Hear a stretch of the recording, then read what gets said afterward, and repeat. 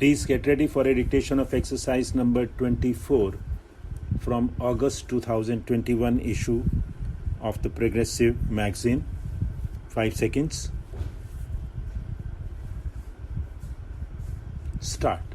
Sir, with regard to the family planning program of the Government of India, it is true that our government and our country have been perhaps the pioneers in respect of taking advantage of the World Health Organization expertise and assistance in regard to family planning program, and that in the last several years one cannot ignore some of the good sides of the achievements of the family planning program. Sir, I would like to invite the attention of the government to two aspects of the matter. One is that after having got this experience of some years, more than a decade or two, can we not have some kind of a sustained uniform policy with regard to the various projects and programs of family planning, particularly with regard to two things. One is the assistance that we would like to rope in of the voluntary agencies, because by its very nature this is not something which the government can do. Government can spend money, government can give encouragement, but basically it is a question of educating the people, educating the illiterate, and educating the people in the countryside, and also taking the maximum possible help from the voluntary social institutions, in which a large number of women organizations are also doing a lot of good work. In this regard, the complaint I hear is that the policy of the government in regard to incentives offered as not quite free from faults. Every now and then, different kinds of incentives are tagged on while attracting more people. Then those incentives are not maintained for a particular period of time, so that certain incentives are withdrawn and certain new incentives are given. The result is that the interest in the program is for the incentives offered rather than for the ultimate objective of controlled and healthy family planning.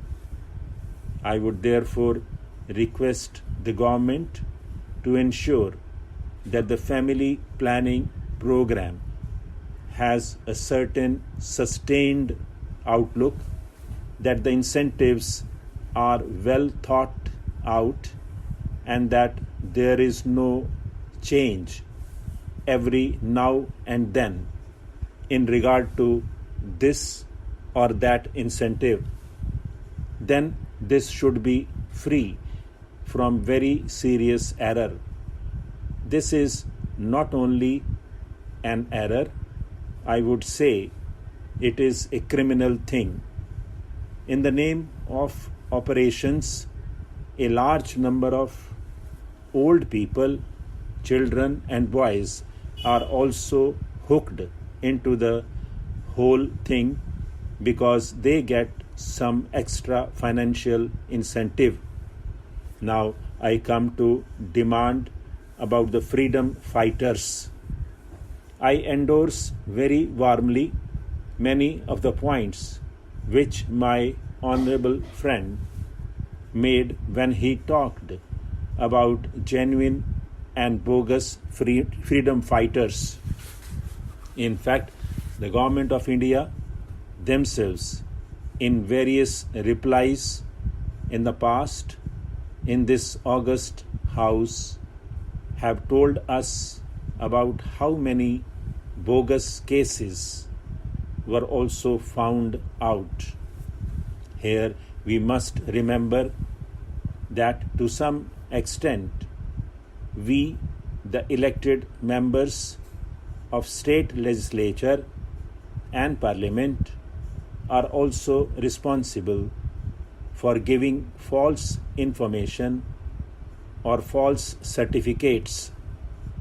I am not saying that this or that particular person has done it, but when the government say that in the absence of any proper proof, the certificate of a member of parliament of legislative assembly should be attached, surely the member or parliament or member of legislative assembly should be 100% sure of his facts, and he just should not do it by way of obliging any person. It is there where the bogus cases come in. I am only making an appeal through this speech to members of legislative assemblies in states legislatures and members of parliament here that we take extraordinary care so that we do not issue certificate liberally or irresponsibly, because otherwise it becomes more difficult for the government. The second point is that some freedom fighters are not yet included in this scheme. I do not know whether the minister has already information at hand in this regard. There is also the project of old freedom fighters' homes. I remember there is one in Delhi, but it is neglected. Some of the old freedom fighters who are living in Delhi are staying in this house. There is no one to look after them. They are not given proper food, proper drinking water, hot water for bath, and so on, because they are old and infirm. Naturally, they need these things all the more. Therefore, I would like government to take particular care of these old freedom fighters' homes.